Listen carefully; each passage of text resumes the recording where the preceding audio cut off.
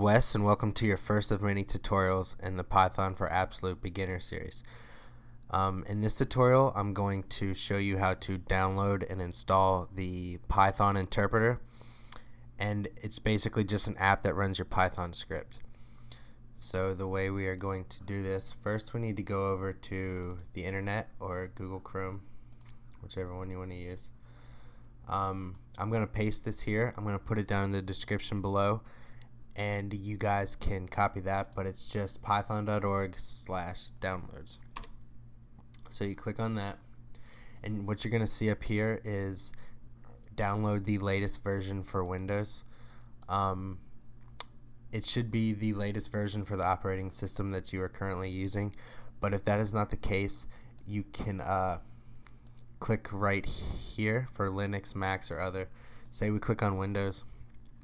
If we scroll down, the latest, we can see all the different Python versions. So you could click on the latest Python 3 release, and then you could scroll down and click on if you have a Windows 64-bit or a Mac or whatever version of operating system and 32 or 64-bit that you have.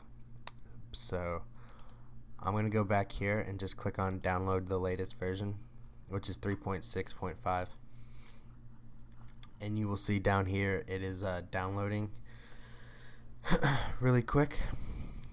So once it's download, show in folder, and you just click on it, add to path, click on that, and install now.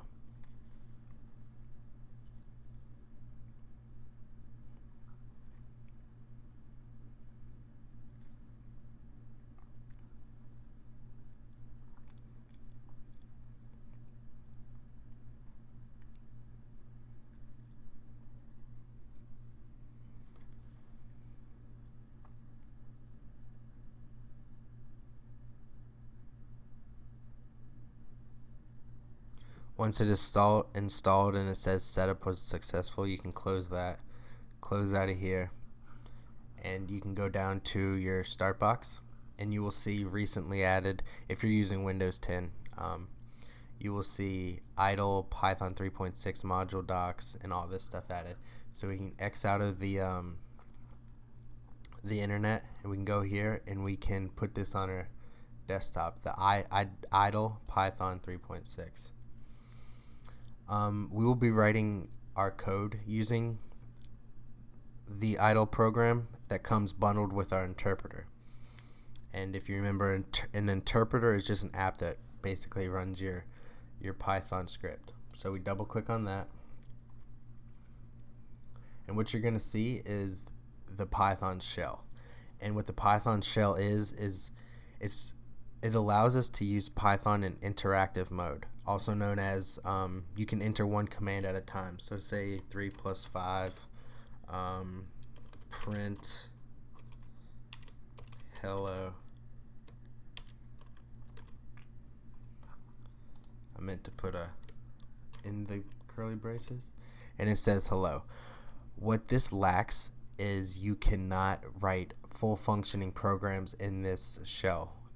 It's a very convenient tool for testing Python commands, but it lacks the ability to write a full program. In order to do that, we have to write a Python script, and to make an actual program, you need to write it in a text file and save it with a .py extension. This file is also known as a Python script.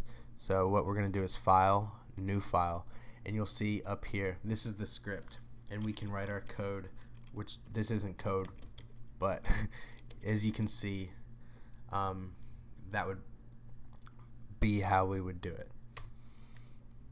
This tutorial is just to show you how to download the interpreter and the things that come bundled with it.